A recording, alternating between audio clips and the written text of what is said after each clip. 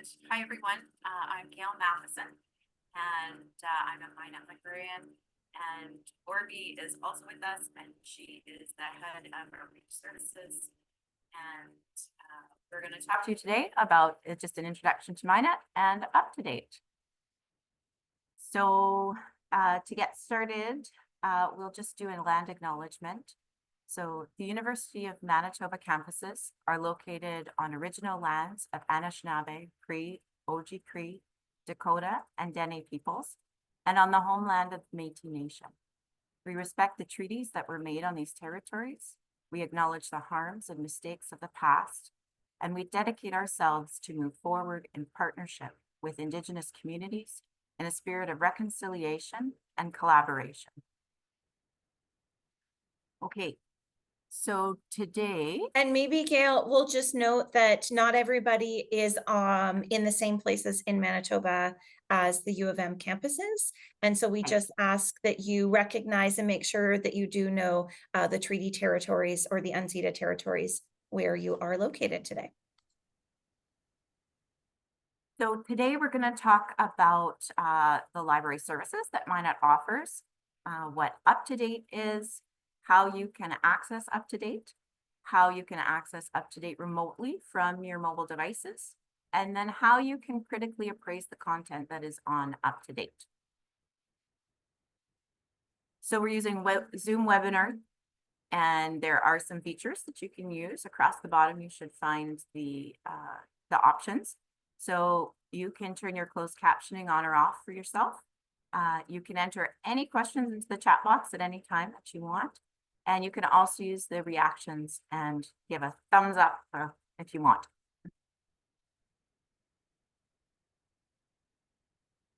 And then at the end of today's session, we will send out a summary of what we talked about. We will also send a link to the recording. And then we just have a very brief evaluation for you to complete for us. So we're doing some polls today as we go through. So the first one is, let's get to know each other. Please let us know where you work. And we'll just take a minute and let everyone respond.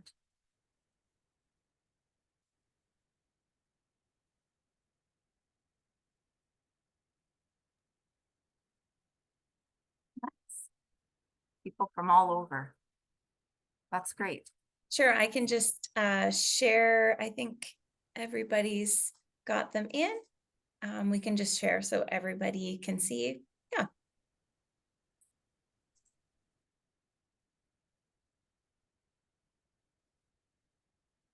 Okay, so what is MHIKNET? So MHIKNET is Manitoba's Health Information Knowledge Network, and we are a library service provided by the University of Manitoba Health Sciences Libraries.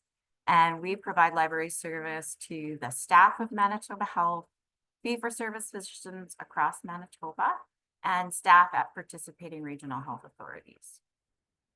So the participating regions, Interlake, Eastern, Northern, Prairie Mountain, Southern, but our exception is the Brandon region.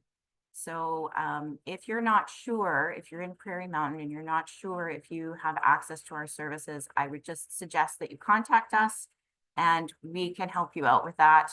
It can be difficult if you're working at different locations. So don't hesitate to just send us an email and we can figure that out. So the MHIKNET team is Orby and myself as librarians. And then we also have 3 library assistants, Cheryl, Pam, and Kathy, who support the MHIKNET program. And if you send an email to us or if you try and call, it's usually Cheryl, Pam, and Kathy that will be responding to you initially. Your library account. So accounts are free. All you have to do is send in a registration form to us, and you can find that registration form on our website. And you can send it via email or you can fax it to us, whatever works best for you. And then a funny little comic on the internet, nobody knows you're a dog. Not much has changed since '93, apparently. So the services that we have are literature searches, document delivery, current awareness, education, training, and orientation sessions, and access to UpToDate. I'll go through each one individually, but if you ever forget any of the details, forget a form, everything is on our website. So you can go to www.MHIKNET.ca for all the details. So our literature searches, if you have a research question, a topic that you want more information on, you can send that to us, and then we will search different databases and find research for you. We'll put together the citations and the abstracts, and we'll send you a list, and then you can request the full text from us. It usually takes about 5 days. It depends on our workload. We do have an urgent patient care request, so we can get you a search done within 24 hours. The only thing is we have to receive it within our working hours. So we're done work Friday at 4, so we won't receive a request after until Monday. But other than that, we can usually get it to you within 24 hours. So to make the request, we have an online form on our website that you can complete, or you can print the PDF off, or you can send us an email with your request. Our next poll question: have you ever requested a literature search through MHIKNET? Give you a minute to answer.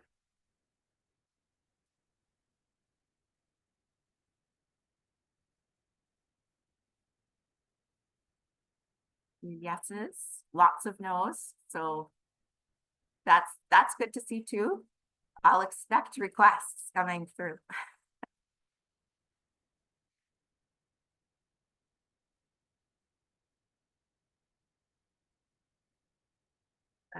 So the next service that we have is document delivery.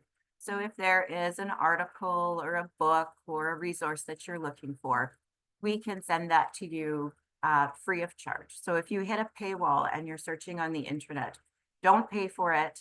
Send us the citation or the URL, and we will get that full text to you. So you can send it via email, or you can fax it, whatever works for you.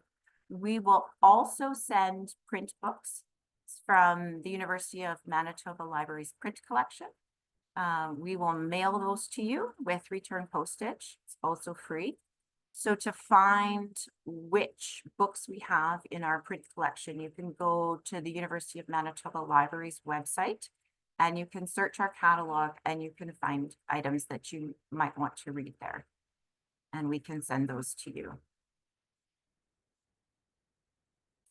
Our next poll question: have you ever searched for information and needed access to a full text article?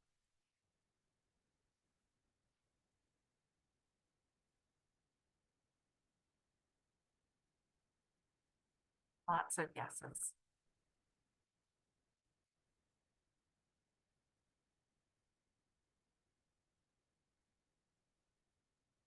Yeah, when I talk to people, I think this is one of, well, not their favorite things, but they're always really excited that they can just send something to us, because you hit so many paywalls when you're searching. So current awareness. So if you have a favorite journal or a favorite author or a topic that you want to stay current with, we can set up an alert for you. And what this is you will get an email once a week with the citations of different things that have been published on the topics that you're interested in. We have a form on our website that you can complete to request it. And I always like to say that you're not limited to the number of alerts that we can set up for you. So if you're on different research teams and you have different questions and maybe you want to keep things separate, we can set things up however you want. So you can receive just one email or multiples. Education and orientation sessions. So we have a list here of the sessions that we have done in the past that we can do again for you. We can come to a meeting, or if you have a research group, we can come and give you more information on different topics. We can also set up times one-on-one. We can come in person, or we can come in person, or we can do a virtual session for you online, whatever works for you. And then we have recordings of our past sessions on our website. And to request them, you could just send us an email. We can set that up. Electronic access in MHIKNET. So MHIKNET does not offer electronic access to the University of Manitoba Libraries resources. We do offer access to UpToDate. Sometimes people will have access to the U of M if they are students or if they have a faculty appointment. And then in those cases, you would have access to the U of M resources. But for the most part, MHIKNET users do not have access to those electronic resources, but we do give UpToDate access.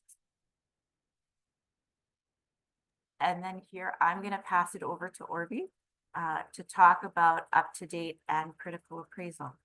Thanks so much, Gail. I might just add, we would love to be able to provide access to electronic resources, and it's just an issue of funding. So our libraries are always happy to, if regions have money and want to be part of the virtual library, we're happy to get you added. It's the only prohibiting factor right now is just the cost. But you do have access to UpToDate, and I'm going to talk us through that a little bit. So just really quickly, UpToDate is a clinical decision support tool, and it's got tons of topics, over 10,000, a really great drug database. There's patient education topics and information that you can provide to your patients. Tons of graphics. So if you're looking for a high quality authoritative graphic to include in education sessions you're doing or in teaching or presentation, you can use them from here. And there are also medical calculators. There are 22 specialties in UpToDate with over those 10,000 topics. And if what you're looking for is in here, it's going to be really great, but it doesn't have everything. So sometimes you'll look for something, it's very clinical focused. So if it's a non-clinical question, this isn't going to be the resource for you for that question. Probably better to request a literature search in the way that Gail outlined. But otherwise, if it's included in these ones, it's really great. And we know that getting information off the internet is like trying to take a drink from a fire hydrant. And UpToDate is a really great place to give you a drink of water from a water fountain and not a fire hydrant. Just a really great resource to use. Hence why we're here together this morning. So UpToDate's been available in Manitoba since 2016 for fee-for-service physicians, everybody at the University of Manitoba, all regional health authorities in Manitoba, Cancer Care, and Manitoba Health. So just out of our curiosity, I'd love to know if you have ever used UpToDate before. So I'll give you a chance to complete the poll. And we ask these questions not because there's a right or wrong answer, but just a little bit to know where everybody's at. If you're all already using it, then we would frame it a certain way, but we've got a great mix here of those who have used it before, those who haven't, and those maybe who can't remember, and that's totally fine. All right, so first step is, how do you access UpToDate? If you are on site at a RHA facility, at Cancer Care or Manitoba Health, you can just go to UpToDate.com and you're in and you're done. And you can also come in through our website. And we, like Gail mentioned, if you forget any details from today, or you want to share the information with a colleague or a friend who's not able to be here today, All the information is on our website, and I'm just going to change my screen share. Are you seeing my webpage now, Gail? Yes. Okay, great. And so this is our MHIKNET homepage. If you just want to search UpToDate right away, you can click on this gray box right in the middle. If you're looking for the instructions or some more information, come up here to the top toolbar, click on UpToDate. This is where the step-by-step instructions are and just information about who's eligible, how you get access, all that kind of stuff. So that is right on our website. Let's go right in. I'm going to click on Search UpToDate because I've already logged in and I'm on site at the university. It takes me straight there. So it's a really easy, I'll just zoom in to make sure you can see it. A really easy search box. I'm going to type in a clinical question about earwax.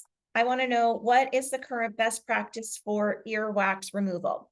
And here, now we're in. You can see at the top, I could then select adult, pediatric, patient, or graphics. So that's if you want to be really specific right off the hop. Or there's the first 3 results look really of interest to earwax removal. So I entered in a common language term. UpToDate is really good at mapping to the more medical terms, so cerumen. There's also, it's showing me the patient education about earwax impaction. And so that's basically telling me UpToDate's got 2 really great entries about earwax removal, about a patient education resource. Those are the top results. Then it starts getting into similar topics, evaluation of earache, and getting into treatment for adults, getting things stuck in your ear, that kind of thing. So you don't have to scroll through lists and lists of results.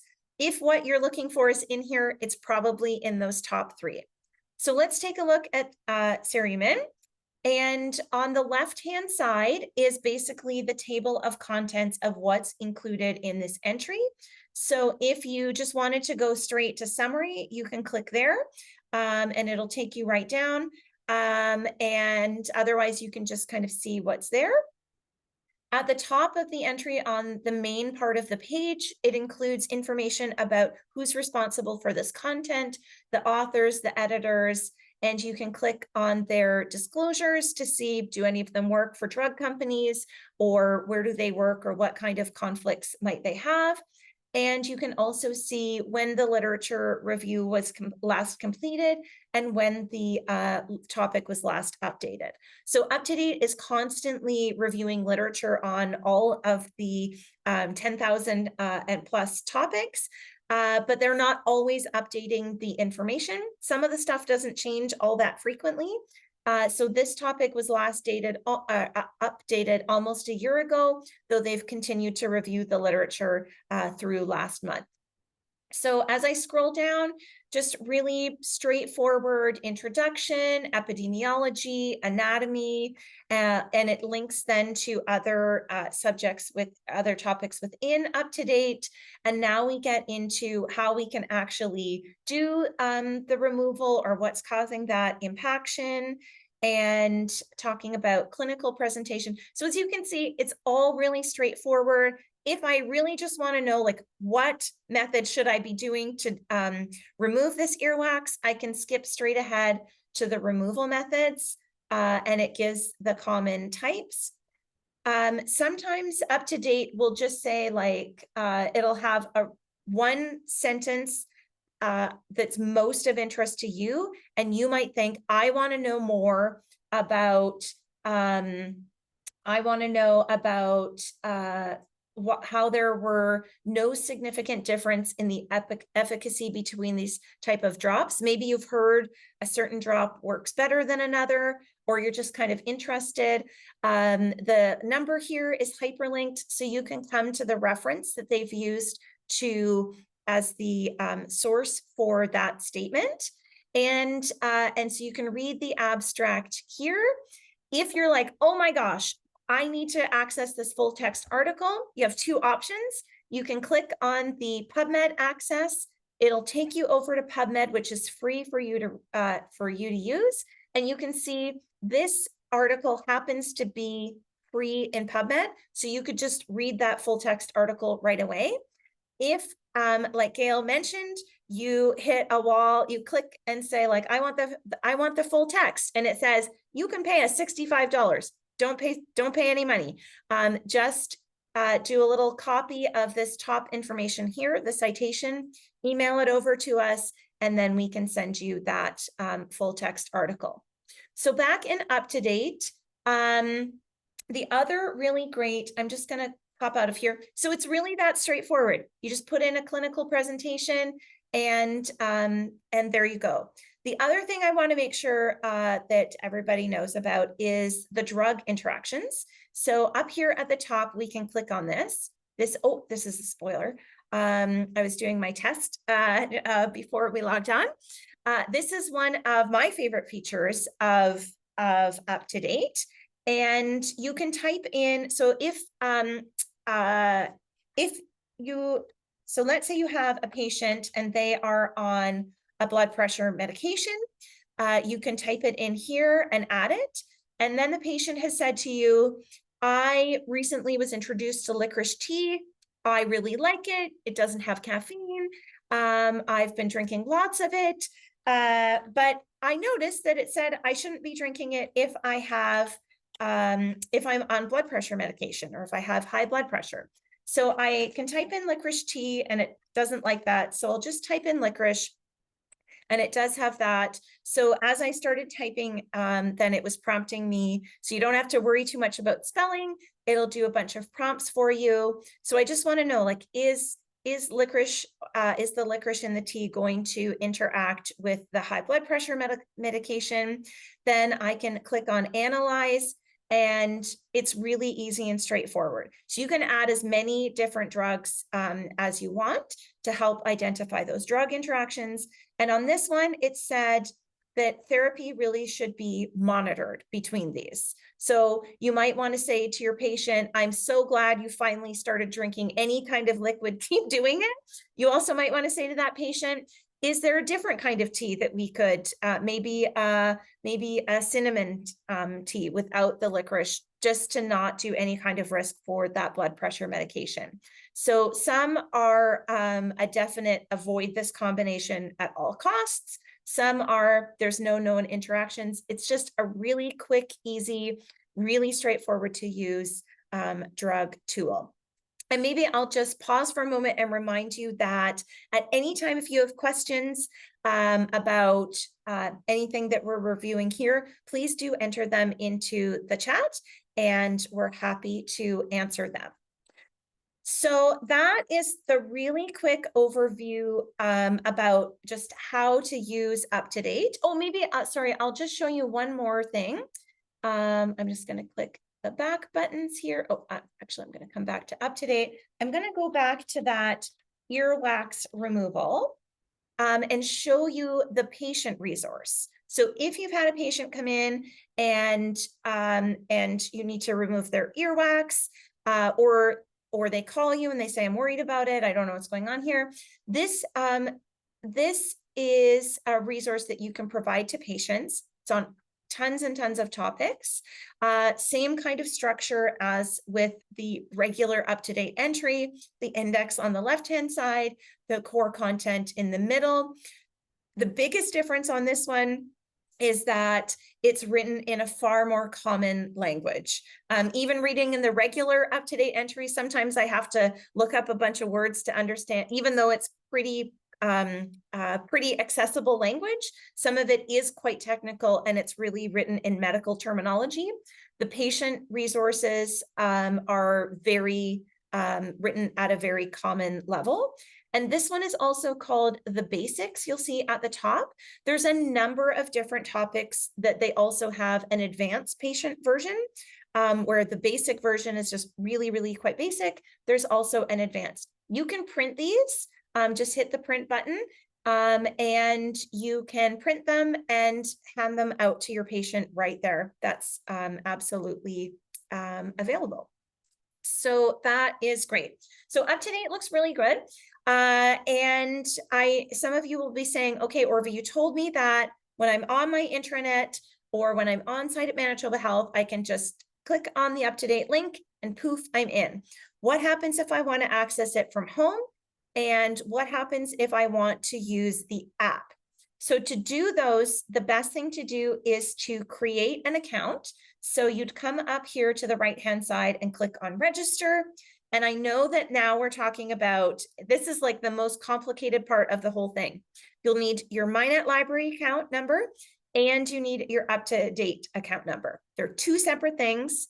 And when you forget this in 2 months, then just call us or send us a message and we'll help you through it. But once you get into the groove, then you're there forever. So I've got an account and I've got it loaded into my browser. And so I just updated my password and it's still, of course it's doing this because we're showing you in the live version. It's usually just as easy as clicking on signing in and having that account ready. I had to reset my password, so it's just being slow to update. Then once you've created that UpToDate account, to use the mobile version, just in your app store on your phone, go to the app store, download the UpToDate app, and then the password that you use to create your UpToDate account, then you just log in on your phone. You have to re-authenticate every 90 days to keep that app working. And that's just so that UpToDate knows that you are still affiliated with the province of Manitoba. In that case, then you would just, every 90 days, you come back to the MHIKNET website. When you click on search UpToDate, it'll ask you to enter your MHIKNET library card account. You do that, and then you come right in here and sign into your UpToDate account. So it's like a double sign into your library account, then sign into your UpToDate account, and you're good for another 90 days. It's fussy and finicky, but it's such a great tool and great product. It is worth it. And don't worry, you can contact us at any time and we'll walk you through that process. And again, on the UpToDate page here on our website, then it has those step-by-step instructions. So I noticed in the chat a question, and the question is that somebody hasn't accessed the library in a little while, and they're worried that their card has expired. Just send us an email. As long as you're emailing from your work address and you just say, like, I think my account expired, can you renew me? We don't need to redo your, you don't need to worry about your form again. Just seeing you email from your work account is plenty. And we're happy to help you through through that process. So UpToDate, really straightforward, really great resource to search. What we're going to talk about now is, and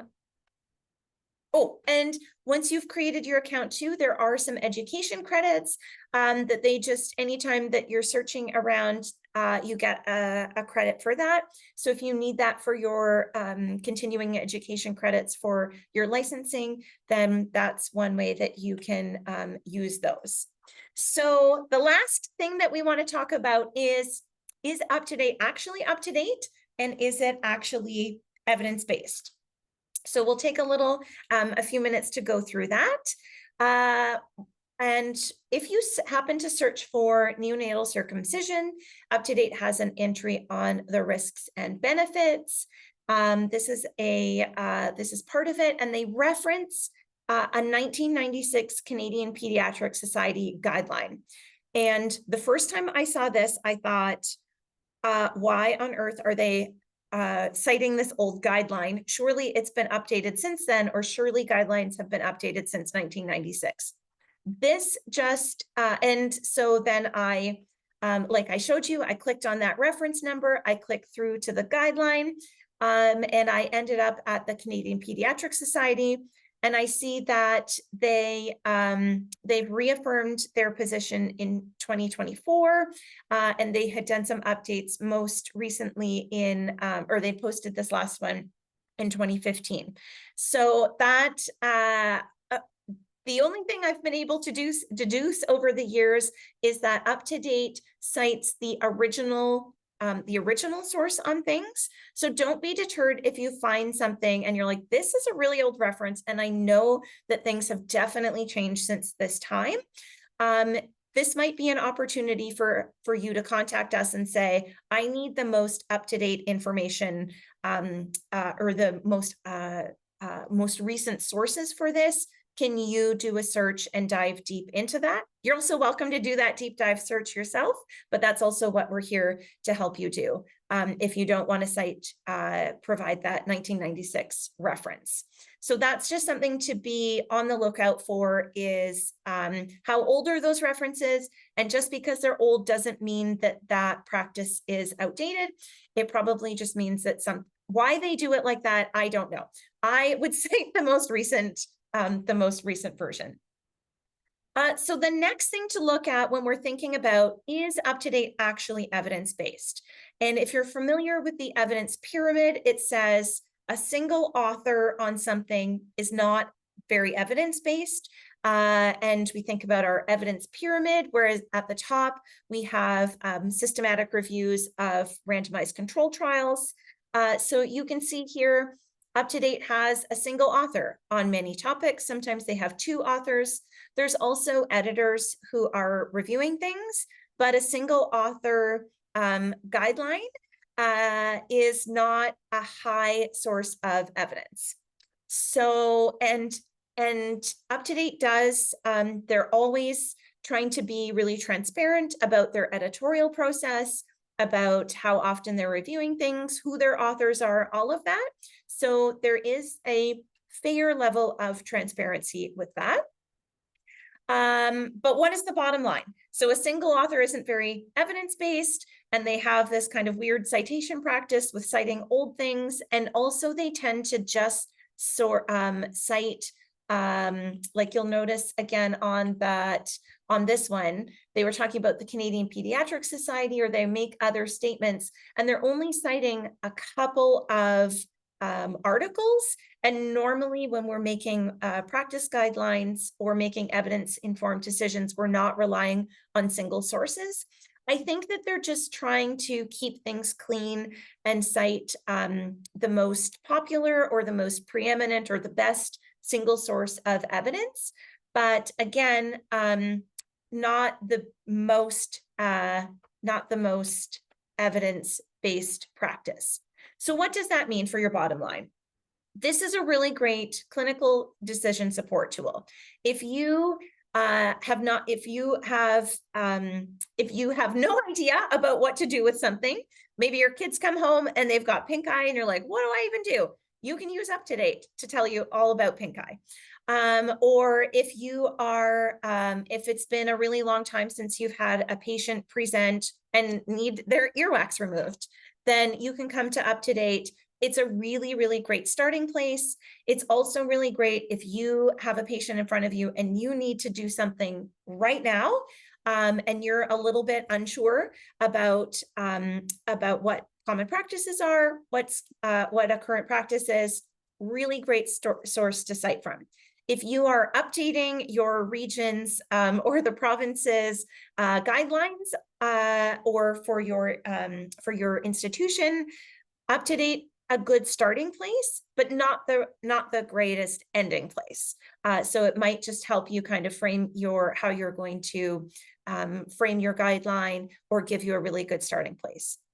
It's also, it's very comprehensive and it's very easy to use, which is why it's the #1 favorite clinical decision support tool for physicians. And just that breadth, that ease of use, even though you have to sign in twice with 2 different logins and passwords, you'll get the hang of it.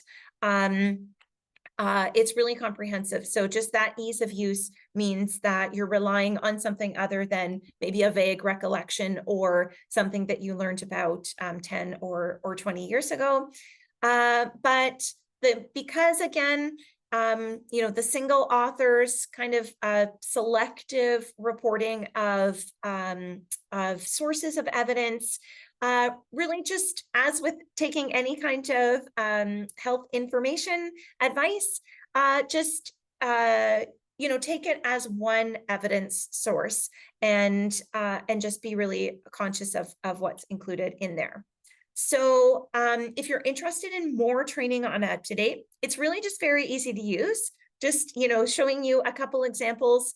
That's really all you need to get going and give it a try. Other training opportunities are available if you're interested. And now, oh, we've got some questions, so that's great. I'll just open these up. So the question is, I want access to best practice guidelines regarding a variety of topics. So UpToDate would be a great starting place. And current vascular.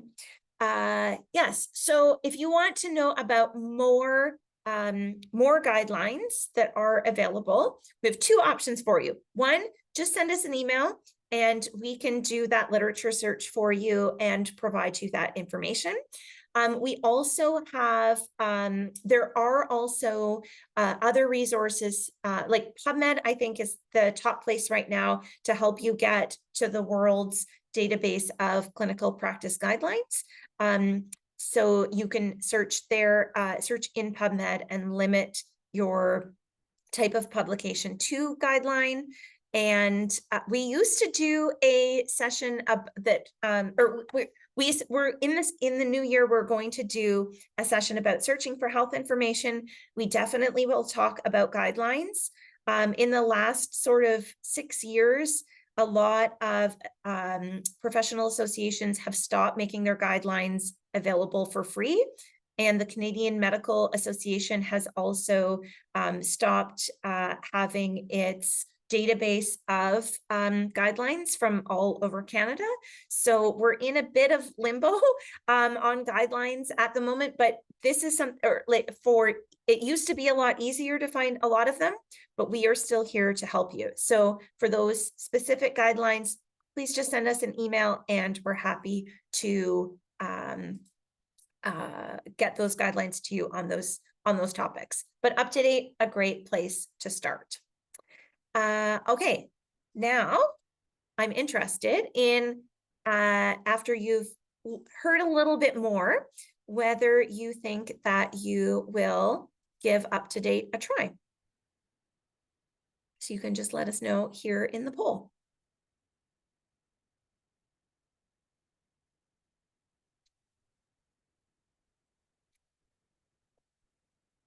Okay, and no surprise, everyone says either they were already using it, or yes, they're going to give it a try. So that's great. And what else? So we're available for some questions now. Please, you just pop them in the chat. What we just wanted to remind you is that at the conclusion of the session, we'll send you a summary of the materials that we went through today. And we're also recording the webinar, so we'll include the link to the webinar. And we'd love if you could complete our brief evaluation. It's really, really quick. It's just really helpful for us in structuring our education sessions and gives us some feedback on how we did today. So that's helpful. Yes, we will send them to your email, the email you used to register for today's session. And just a reminder, here is our contact information. And really, when Gail was saying, you know, we have a form that you can fill out for literature searches, and you can just easily request articles.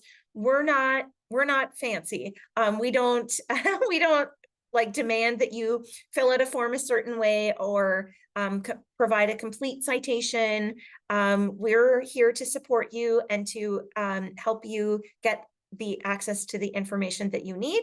So however is best for you, we're happy to meet you where you are. Okay.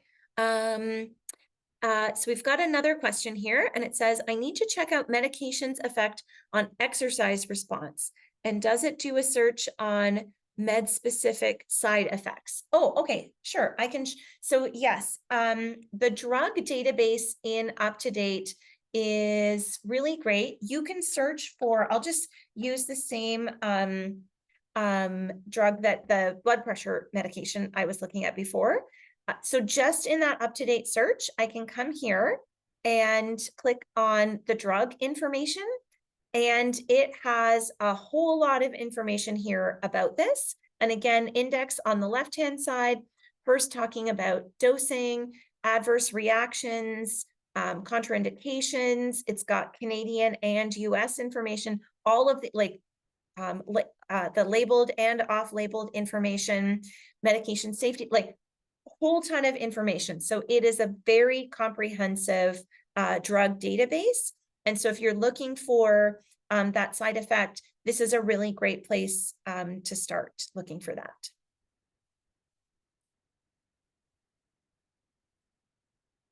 Okay, yeah, any other questions you have? Maybe I'll just stop my share and you'll just see us here. So that's all our content for today.